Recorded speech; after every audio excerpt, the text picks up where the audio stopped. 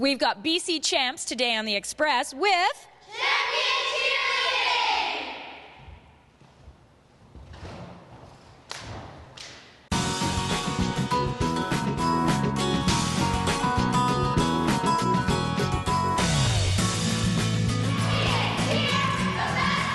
On today's show...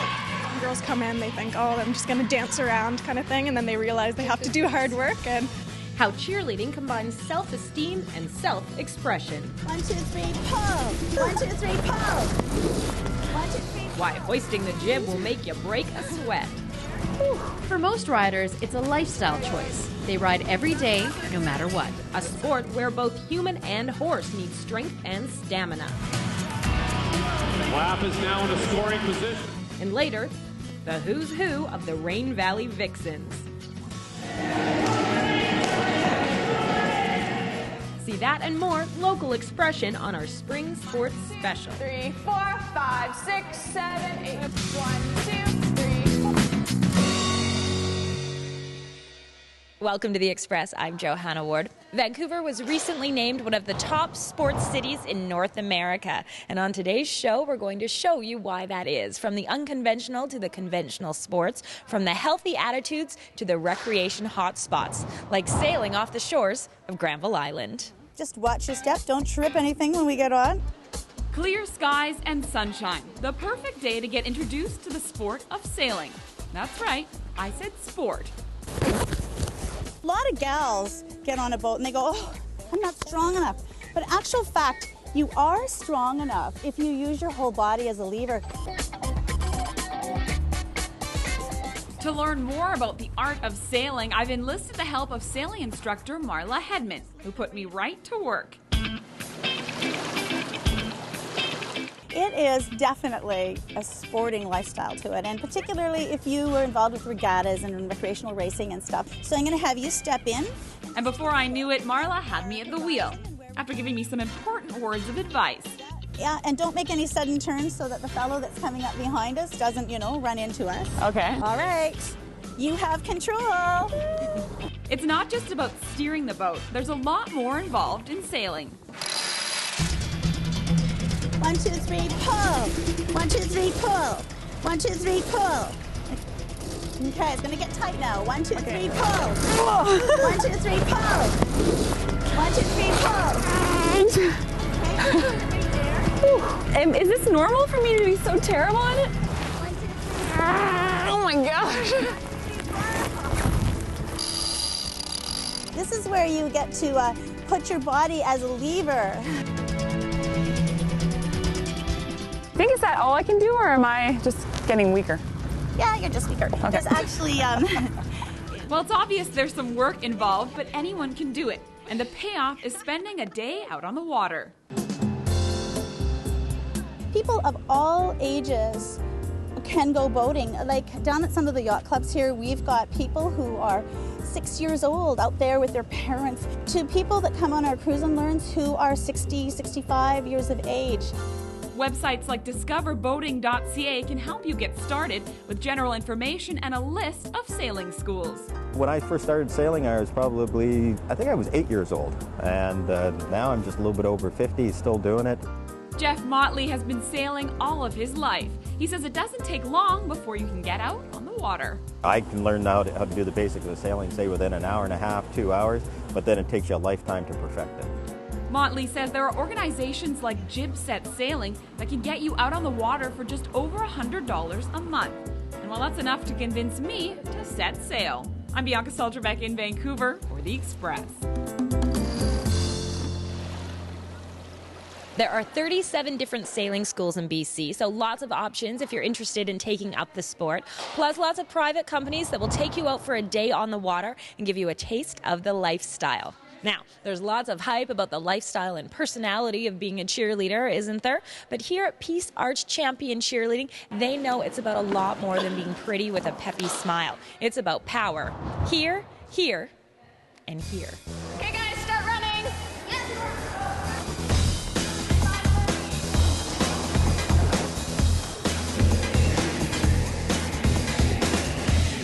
It's a little bit of everything. It's stunting, it's gymnastics, it's dance. It's not just one thing, and then when you combine it all into a routine, it just makes for a really, really fun sport. We've been cheering since we were 8 and 9. We've just done it ever since. We've always loved it.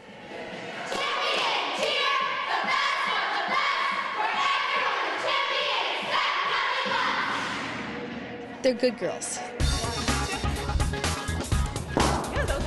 Keeping all the girls good girls, and Kate and Emily are great influences. I've gone to college and done so much with their life, and then opened this for our girls to enjoy cheerleading too.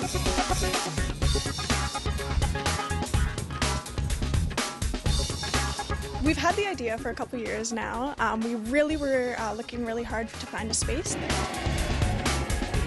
It's really hard to find a space with high ceilings, which is exactly what we needed. And finally, we just drove by this one day, found it, and decided to open it.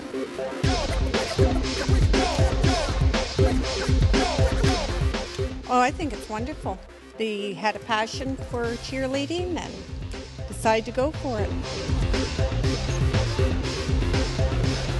I'm sure that you've seen the wildly popular television show Glee. How do you guys compare next to Coach Sue? Are you like Coach Sue at all? I'm probably more like Coach Sue than Emily is. I'm the nice one. Yeah. We're going to bring this club down. And I'm going to get my boyfriend back. I don't care so much about that. They're a lot nicer than Coach Sue is. So get into the moving scorpions, guys. 1, 2, 3, 4, 5. Oh, I am so nervous for them when they compete, probably more so than they are. We don't compete anymore ourselves, so when we coach, we're sitting in the front while they perform, and it's nerve-wracking, definitely, but then they get used to it, and they do a really good job. I love cheerleading. You get a great workout, obviously. You're lifting up girls, you're throwing them in the air, and it's just so much fun. Now, a very serious thing I need to address is the stereotype for cheerleaders. Do you think the Cheerios is really a stereotype? It is a stereotype. It's not true.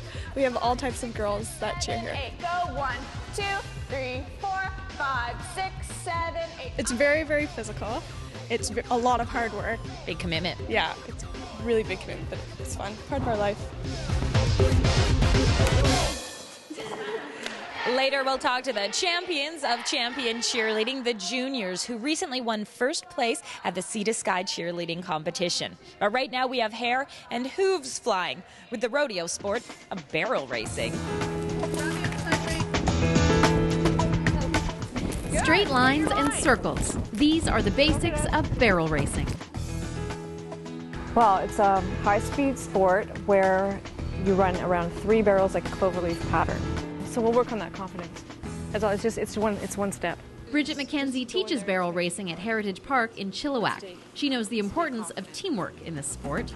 The connection between horse and rider in barrel racing is important because you're going fast. Good. Grab the outside rein. Outside rein. And you want the horse to be listening and feeling what you're communicating to him.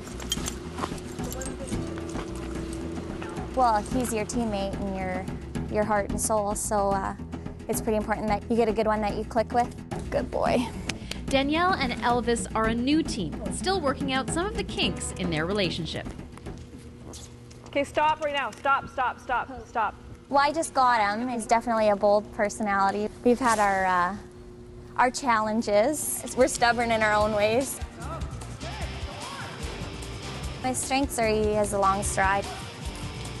He's nice and smooth. He's easy to get along with. Barrel racing is dominated by women on the professional level, but it takes a lot of training to get there. The biggest challenge for almost all barrel racers is having the patience to go slow. Okay, use your legs, keep your line. Okay, now go straight. Drive into When you go slow, the slow work translates into good fast work. Cindy has been barrel racing for 25 years, and at the age of 57 is still going strong. It's one of those sports that you're running against the clock, not against individual people. So it's fun, and people can do it from there's 5-year-old peewees out there and people that are in their 60s and 70s. So there's a lot of longevity to the sport. And for most riders, it's a lifestyle choice. They ride every day, no matter what. So why are they so committed? The speed, the rush when you go into the arena. I love the rush. go fast. That's fun too. And just the camaraderie with your horse. Ride it! Ride it! I'm Erin Shaw in Chilliwack for The Express. Ride it! Ride it! Ride it! Turns out lots of equestrians switch to barrel racing as a way to make money spending time with horses. Because word is there's lots of prize money barrel racing in Canada. You can find out more at rodeocanada.com, or you can head to the Cloverdale Rodeo later this month and see the action firsthand for yourself. Now stick around, because on today's Express, we're all about spring sports action.